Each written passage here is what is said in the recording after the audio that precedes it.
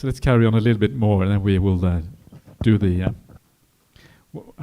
I always forget. Yeah, so this is good. So we come to the last sutta session. So can't remember what comes next, but here we are. We come to verse number 9. Wow, coming to the end. Only 3 more verses to go. So, and you can see that things are now getting more profound. Yeah, we've been talking about what you might call the ordinary things, and now we're getting to the really kind of core of what the Dhamma is about. So here we have asceticism and the spiritual life, insight into the noble truths, and the seeing for oneself of nirvana. This is the greatest good fortune. So what do we have here? So far we have been talking about the qualities that you can develop maybe in ordinary life, etc. But here we are now moving on to the things that are much more related to the monastic life, yeah? Asceticism. Tapo is asceticism here, literally. And spiritual life, brahmacharya, the fearing of Brahma, quite literally. And the spiritual life, Brahma fearing means the celibate life, yeah? The abstinence from any kind of sexuality is what it refers to. So here we are referring usually to monasticism. And asceticism here will very often mean the kind of giving up of sensuality again. You give up sensuality, and then the inference from that, what we are looking for from that, is meditation, is the opposite to that. So when we talk about asceticism and the spiritual life, we are moving towards meditation, moving towards satipatthana, moving towards samadhi. This is what we can expect here. So really at this point is where we're seeing meditation in the Mahamangala Sutta. You may have thought that there was nothing about meditation, but this is really where you find meditation in this little sutta. And of course, from that meditation, the samadhi being the last factor of the Noble Eightfold Path, the result of that is insight, is seeing things according to reality. The yata bhuta jnanadassana is the result of that. And so then comes the insight into the Four Noble Truths, which is what we have next here. And that is equivalent to seeing Nibbana for yourself. When you see the Four Noble Truths, you also see Nibbana. It's the same thing. And so seeing Nibbana, that's interesting. What does that even mean? And we can discuss that later on if you wish, what that actually means, the seeing of Nibbana. This is the greatest good fortune, and you can see why we are now really moving towards the greatest fortune in a higher sense, in the sense of the coming towards the very end of the path itself. So let's have a look at some of the suttas related to this. So the first here is with Vajjiyamāhitasutta. This is in the Anguttara Nikaya Tenza, number 94. And we have this very interesting question here. This is a standard kind of question that you may find in the suttas, that they ask whether the Buddha has said certain things. And this is a standard kind of thing you would hear. Is it true, householder? Does the ascetic Gautama criticize all forms of mortification, or if you like, all forms of self-torture or harshness towards the body, or whatever you want to call it? Does he categorically condemn and denounce those fervent mortifiers who live rough? In other words, is he against kind of the ascetic practices of the day, like the Jains were doing, that sort of stuff? That is the question here. And you might think that I don't know what you think the Buddha is going to say. You might think he says yes, because it talks the middle way. The middle way is leaving mortification to one side and leaving sensual gratification to the other side and finding the middle way. So maybe you think the Buddha would categorically condemn this. But then again, the Buddha is not someone who usually condemns things categorically. That's not how he is. In fact, one of the names of the Buddha is that he was a Vibhajjavādin. Vādin means having a doctrine. So he was one who had a doctrine. The doctrine was called Vibhajja. And Vibhajja means like analyzing. So he had a doctrine of analysis. And that means instead of answering questions categorically one way or the other. He would usually analyze. What is actually going on here? In certain cases, maybe mortification or self-torment might be a better word here. In some kinds of torment might be helpful, some may not. And this is usually how the Buddha thinks about things. Everything can be divided into the positive and negative. So let's see what happens. No, sirs, the Buddha does not criticize all forms of torment or self-torment. This is not how we usually think about it, but here is an alternative view on this. Nor does he categorically condemn and denounce those fervent mortifiers who live rough, because that's a kind of torment. The Buddha criticizes where it is due and praises where it is due. In doing so, he is one who speaks after analyzing. There you are, that's the Vibhajjavadin, analyzing the question, and is not one-sided on this point. So this kind of again shows you that things are often more complicated than they meet the eye. There are nuances here to be understood. And so then they go to the Buddha and they ask the Buddha whether they have replied correctly. Because sometimes when they speak to someone who is outside of Buddhism and then they reply, they are sometimes uncertain whether they have replied according to the Buddha's teachings. So then they go back to the Buddha and they say, we answered these questions from these people. Did we answer in the right way? And then the Buddha says, yes, you did. Good householder. That is how you should legitimately and completely refute those futile men from time to time. Householder, I don't say that all self-torment should be undergone, but I don't say that no self-torment should be undergone. This is kind of fascinating. I don't say that all observances should be undertaken, but I don't say that no observances should be undertaken. I don't say that all efforts should be tried, but I don't say that no efforts should be tried. I don't say that everything should be given up, but I don't say that nothing should be given up. I don't say that you should be liberated with all kinds of freedom, but I don't say you should not be liberated with any kind of freedom. He's tricky. So what does all of this even mean? You may wonder what's going on. This is really strange. Okay, let's see what it means. Let's see if So this is the answer, When undergoing certain kinds of self-torment, unskillful qualities grow while skillful qualities decline. I say that you should not undergo those kinds of self-torment. It's very simple. It's all about whether you are improving or not. Are the good qualities increasing or not? That is the qualifier. That qualifies everything in this world.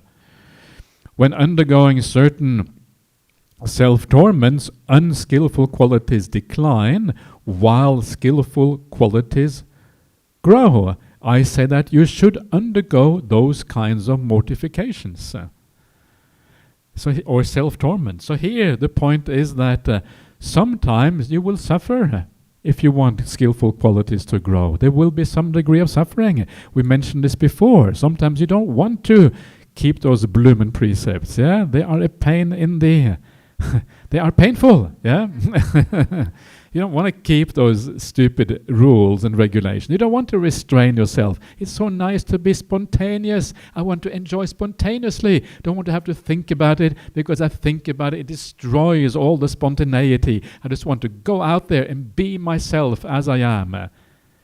Don't be yourself as you are, because yourself as you are also includes defilements, and all you do is then live according to those defilements, and you're never going to get out of it, because you are this bunch of all kind of qualities, some good and bad. And if you always act spontaneously, sometimes you will spill out those defilements into the world around you, and you will do unskillful things. So this idea, but it's kind of liberating to be spontaneous. I just don't want to do and be myself and not have to worry too much. Well, that's the wrong way. You need to have a little bit of self-torment. Hold back a little bit, yeah? Not allow things to just kind of go out into the world in this way. So sometimes we have to do that. Before we saw the idea of endurance. Yeah, when you endure, there's like a little bit of torment with that. So this is how you have to understand this. But many kinds of torment are just stupid. They don't lead anywhere. Yeah, like standing on one leg for 10 years or whatever. Oh, that was the only one. Let's go back to some of these other things, because I haven't really spoken about these other ones. We're just talking about self-torment now, because we're talking about asceticism. Yeah, this is kind of one of the aspects of this verse, asceticism and the spiritual life. And so there is a little bit of asceticism in the Dhamma. Yeah, and the right kind of asceticism leads to samadhi. It leads to happiness in the long run. A little bit of asceticism in the short run. So, and the same thing with here we have also the idea of observances, right? So there are some observances that should be undertaken and some not, because some of them lead to positive things. Like, what are those observances? The Pali here I think is probably vata or something like that. Samadhana, okay, so samadhana, right, okay, thank you. So anyway, so I think observance is the appropriate translation. No, samadhana is undertaken usually. Yeah, anyway, it doesn't matter. We're close enough. Samadhana or vata or something like that. So the point here is that sometimes we do little rituals, we do little things that actually are positive for us. Yeah, the rituals that we do here are very few. We bow down to the Buddha in the morning and the evening. That's not a lot. We do a little bit of chanting at the end of the day. So a little bit of ritual. So use those rituals in a positive way to grow skillful qualities. And if you use those rituals to grow skillful qualities, they will have a positive effect on you. If you just use rituals blindly, like heaps of chanting and heaps of all kind of things, which you sometimes find in the Buddhist world, you find endless rituals. Yeah, go to the Mahayana temple and with the joss sticks and whatever. Yeah, this is kind of the ritual thing, and you just do that because your forefathers did it or whatever. Then it's not all that helpful. But even that, yeah, even going with the joss sticks, the temple can be. It's okay. It's not necessarily bad if you do it with the right kind of mindset. Yeah, with a way of giving rise to faith or whatever. We shouldn't be too harsh on people who do things differently from us, but let's do it well if we're going to do it, and don't do a lot of observances that are pointless. And then you have the efforts. Yeah, obviously there's some efforts are going to be good, other efforts are not going to be good. So knowing the right kind of efforts is very useful. Yeah, so you do the efforts that are part of the Noble Eightfold Path. You make an effort to keep your precepts. You make an effort to sit down on the meditation cushion. You don't have to do much effort after you sit down, but at least you have to get yourself to the cushion. Yeah, otherwise nothing happens. And so you do that kind of effort. You do the effort to get to the BGF center. Yeah, if you don't get here, you don't get to hear these marvelous suttas. That's right, isn't it? Yeah, so you have to come here. So you have to kind of get into your car. I don't know how you get here, but get into your car or whatever and drive here. And then you can kind of take part in this. And so we do certain efforts. We don't do others. We do the effort to, in the meditation, you do the metta. You say, may all beings be happy. That is a little bit of effort. And so you make that effort in your meditation as well sometimes. Just a little bit until the words come almost automatically. So there is some effort. You do the effort to try to understand the suttas, to read them, etc., etc. Then we have the idea of giving up. I don't say that everything should be given up, but I don't say that nothing should be given up. Yeah, you should give up those things that lead onwards on the path. You should not give up those things that do not lead forward on the path. I remember many years ago there was a monk and he told me, yeah, I have renounced, given up the most difficult thing of all to renounce. And you would think, wow, well, that's impressive. Maybe you're arahant already now because you've given up the most difficult thing. Yeah? Nola, he had not given up, he was not an arahant. He said, I have given up being a bhikkhu. I become a samanera. Oh. I was so attached to being a bhikkhu, really hard to give up. Yeah, so I have given up the most difficult thing. I thought, you're crazy. That's what I thought to him. What are you doing? It's a really weird idea, right? He had this idea that somehow he had to give up being a bhikkhu. So he became a samanera, and later on he became a bhikkhu again. So I don't know what he was doing. It was very strange.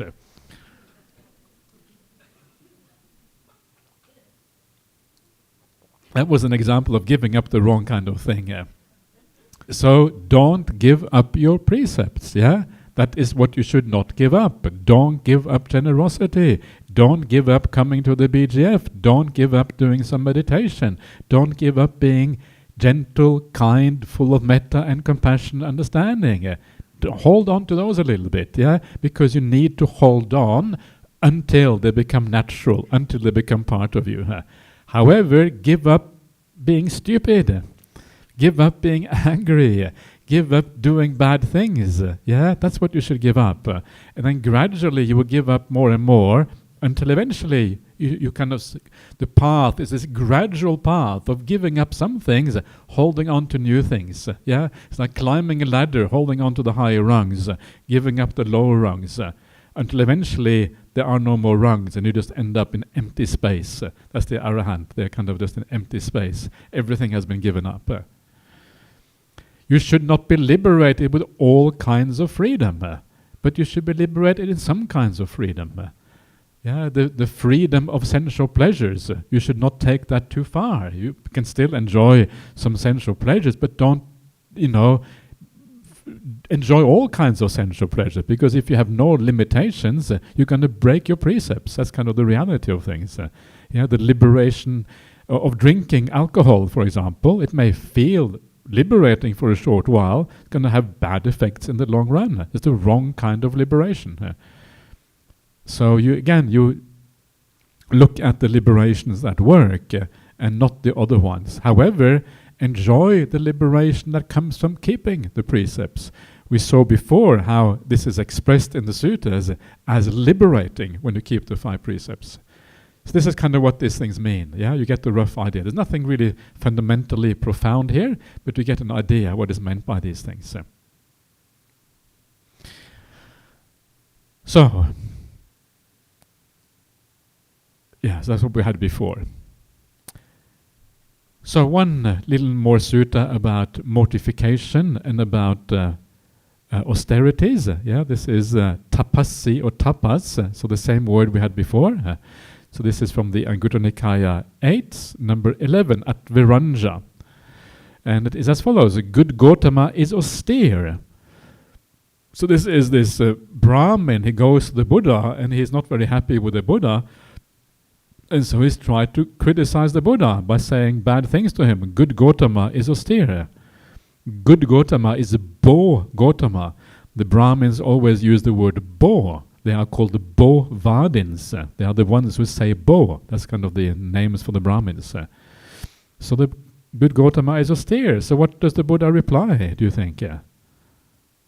Oh, exciting. There is a way you could rightly say that I am austere. For I say that bad, unwholesome qualities, misconduct by body, speech and mind, are to be disciplined, or are to be given up or whatever. One who has abandoned them, cut them off at the root, made them like a palm stump, eradicated them, and made them incapable of reappearing in the future, such a one I call austere. Now I have abandoned the bad, unwholesome qualities that are to be disciplined.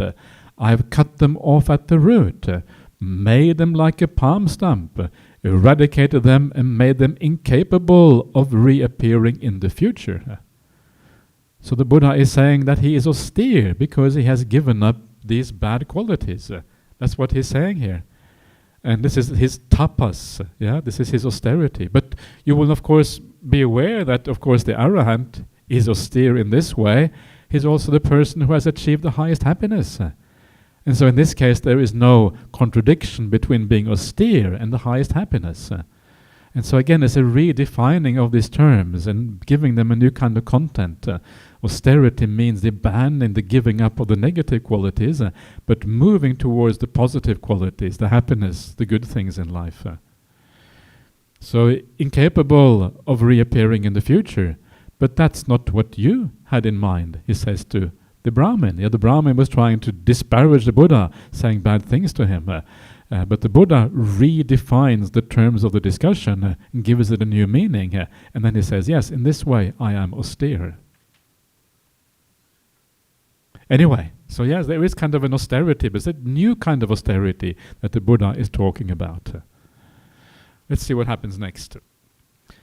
With rasya,